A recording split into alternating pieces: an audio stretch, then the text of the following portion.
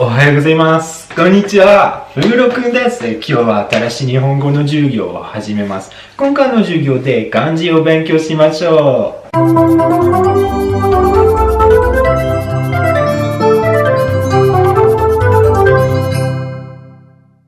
Salut, c'est Florent alias Flokun. Aujourd'hui, je te retrouve dans une nouvelle vidéo qui est la suite d'une vidéo que j'ai faite il n'y a pas très longtemps sur comment former ses premiers mots en kanji. Et on avait parlé d'ailleurs de la règle de base pour former ces mots en kanji, ces premiers mots, qui était qu'on utilisait donc la lecture japonaise des kanji quand ils étaient utilisés seuls. Quand il y avait un kanji tout seul, il se lisait avec la lecture japonaise. Et on utilisait la lecture sino-japonaise pour les combinaisons de kanji. Et bien là, on va voir donc dans la vidéo qui suit que c'est pas tout le temps le cas, qu'il y a des exceptions. Et d'ailleurs, on va voir aussi ça dans les vidéos suivantes. Mais avant de commencer, je voulais aussi te dire que j'avais ouvert un compte Instagram sur lequel je te montre comment tracer les kanji, quelles sont les lectures des kanji. Finalement, c'est une aide à l'apprentissage des kanji. Donc tu peux retrouver à la fois le lien de la vidéo sur comment former ses premiers mots en kanji dans la description et dans la fiche qui s'affiche ici, et le lien de mon compte Instagram dans la description aussi. Alors, on va commencer par parler de ces lectures spéciales en abordant la lecture Jubakoyum. En quoi elle va consister cette lecture finalement, cette lecture spéciale? On va prendre un exemple pour que ça soit beaucoup plus clair. Donc par exemple, le mot Mayasa qui est formé de deux kanji. Le premier va se lire suivant une lecture sino-japonaise. Et donc on va prononcer Mae.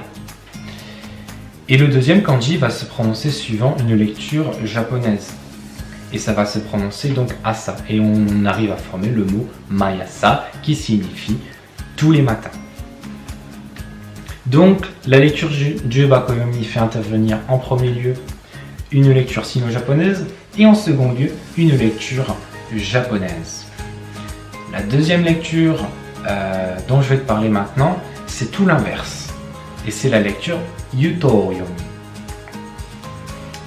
Donc là, dans cette lecture, on utilise dans un premier temps la lecture japonaise pour le premier kanji et dans un second temps la lecture sino-japonaise pour le second kanji. Concrètement, prenons un exemple pour voir comment ça fonctionne. Si l'on prend donc le mot mibun qui signifie une condition, un rang, une classe, une position. Ce mot-là est donc formé de deux kanji, dont le premier va se lire suivant une lecture japonaise, et donc se prononcer mi, et le deuxième kanji va se prononcer, le deuxième kanji de ce mot va se prononcer donc suivant une lecture sino-japonaise, et on va prononcer donc ça, bum, mi, donc ça fait le mot mibun.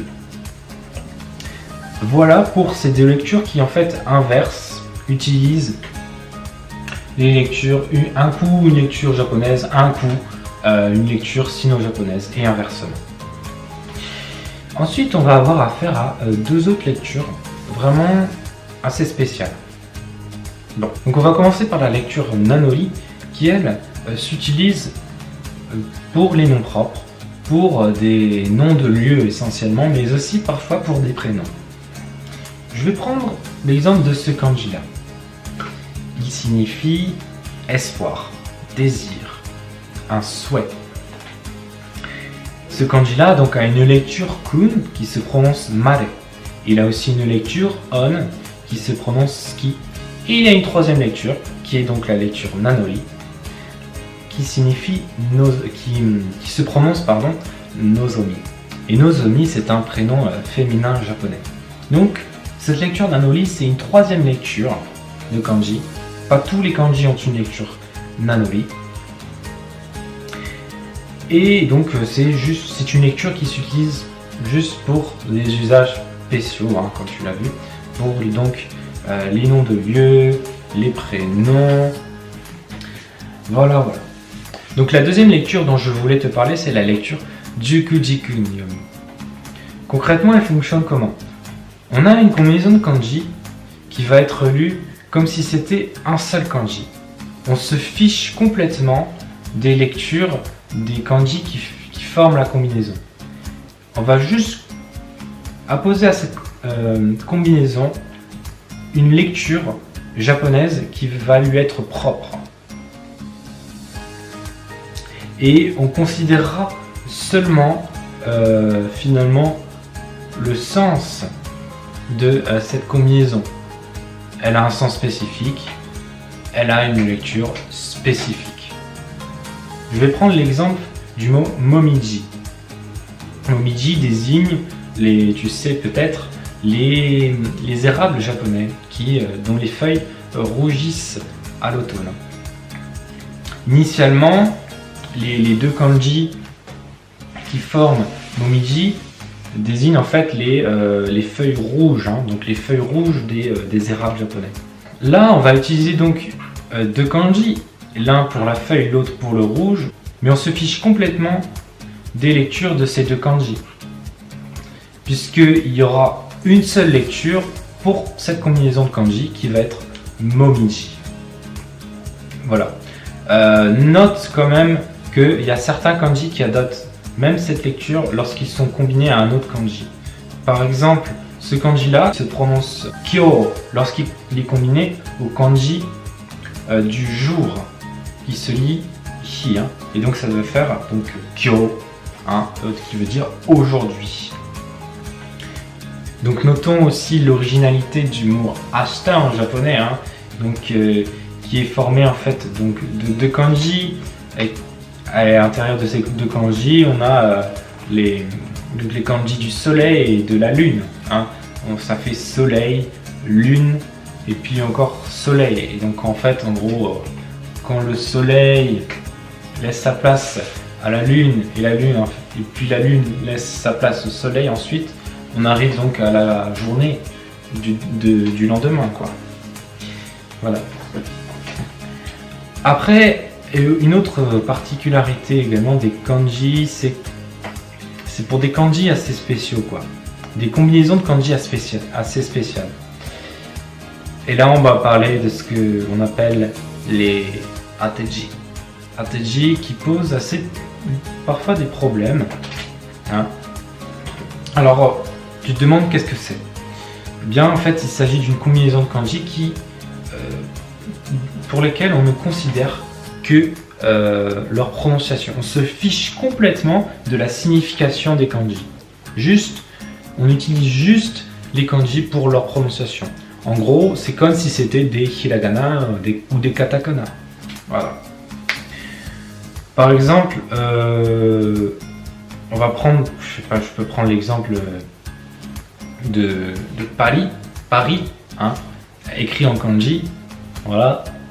Et bien, le premier kanji, on l'utilise juste pour le pas, hein, pour la syllabe pas. Et le deuxième pour la syllabe li, hein. Et donc ça fait Paris. Voilà, cette vidéo est maintenant terminée. J'espère que tu l'as appréciée, qu'elle t'a aidé à comprendre mieux le fonctionnement des kanji. Il y aura une troisième partie à cette série de vidéos consacrée au fonctionnement des kanji. Je t'en dis pas plus parce qu'on verra ça dès jeudi. Et juste avant de te quitter, j'aimerais aussi te dire que voilà, si tu commences le japonais, que tu te sens un peu perdu, que tu dois apprendre les kana, hein, bien sûr, qui est donc l'alphabet syllabique, les deux alphabets syllabiques du japonais, j'ai donc créé une vidéo spéciale pour t'aider justement, dans laquelle je développe la méthode que j'ai utilisée pour apprendre les kana en une semaine. Si ça t'intéresse, tu peux cliquer donc dans le lien qui s'affiche ici ou également dans la description. Il suffit de mettre juste ton adresse mail pour recevoir cette vidéo. Voilà. Donc nous, on va se retrouver jeudi, vraisemblablement. Et je te dis bye bye. Gambarimashou!